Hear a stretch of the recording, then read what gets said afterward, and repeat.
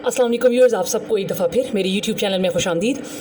Viewers, school leader face 1 का जो paper हुआ था उसमें जो मैथ के क्वेश्चन आए थे, पहले मैं उनको सॉल्व करने की तरफ जाती हूँ। तो चलते हैं उन क्वेश्चन को सॉल्व करने की तरफ। मेरे पास इसमें क्वेश्चन था कि if u + v = 7, uv = 12, then u - v is.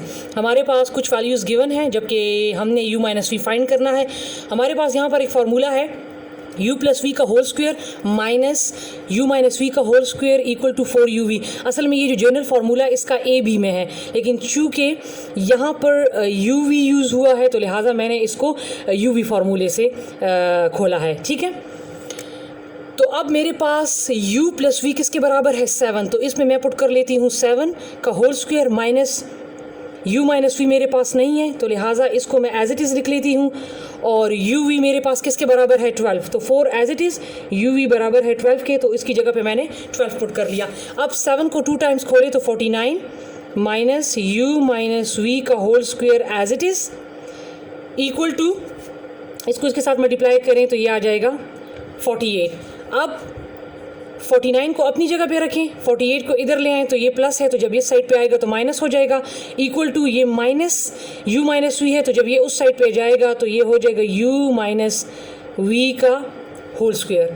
ठीक है, अब 49 से 48 माइनस करें तो ये आ जाएगा 1 इक्वल टू u - v का होल स्क्वायर।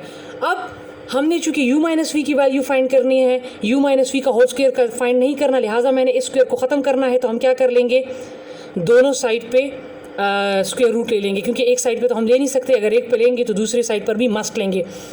अब हम क्या करेंगे, ये 2 इस अंडर रूट से कैंसिल हो गया, तो मेरे पास रह गया √1 इक्वल टू u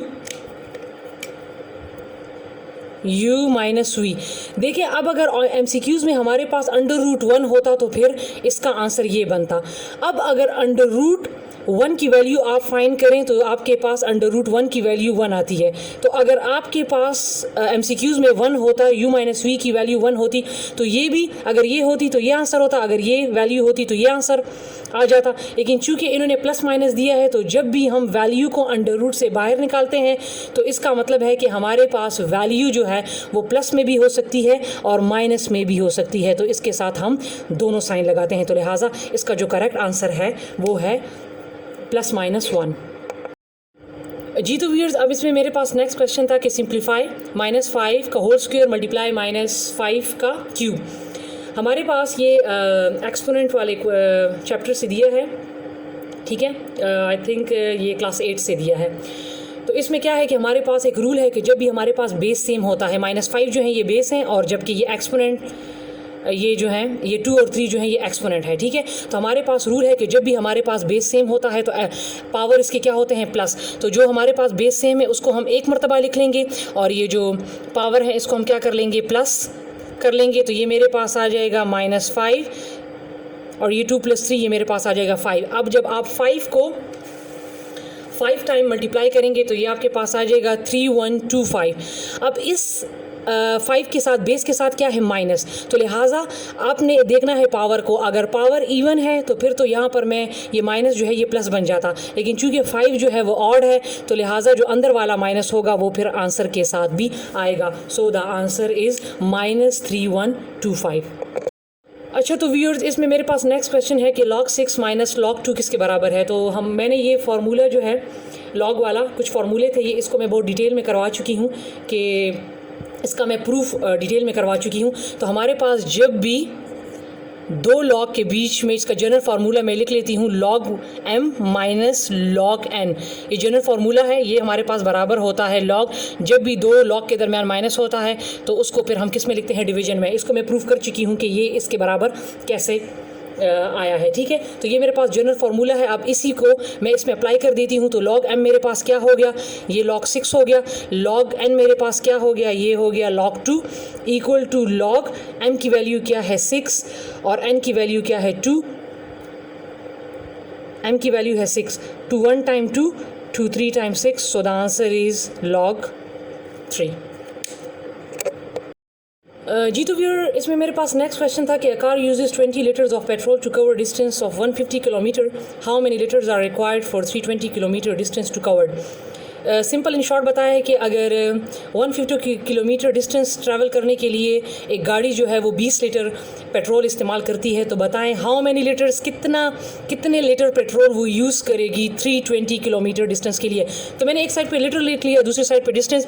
तो पहले लीटर कितने थे 20, जबकि उसने डिस्टेंस कितना तय किया 150। अब उन्होंने कहा कि हाउ मैनी लीटर्स, चूँकि मैंने लीटर्स फाइंड करने हैं, पेट्रोल फाइंड करना है, तो ये हो गया x, और कितना डिस्टेंस इन्होंने ये गिवन है 320 के लिए, वो कितना पेट्रोल यूज़ करेगा। तो देखिए यहाँ पर डिस्टेंस 150 था तो लीटर 20 था। अब जब डिस्टेंस ज़्यादा हो गया है तो ये तो मतलब अंडरस्टूड सी बात है, जब डिस्टेंस कम था तो पेट्रोल भी उसने कम यूज़ करना था। अब जब डिस्टेंस ज़्यादा हो गया है तो लिहाजा पेट्रोल भी क्या हो जाएगा, ज़्यादा। तो लिहाजा ये क्या है, डायरेक्ट प्रोपोर्शन का क्वेश्चन है। एक चीज़ कम हो रही है तो दूसरी चीज़ भी कम हो रही है, एक चीज़ ज़्यादा हो रही है तो दूसरी चीज़ भी ज़्यादा हो रही है। लिहाजा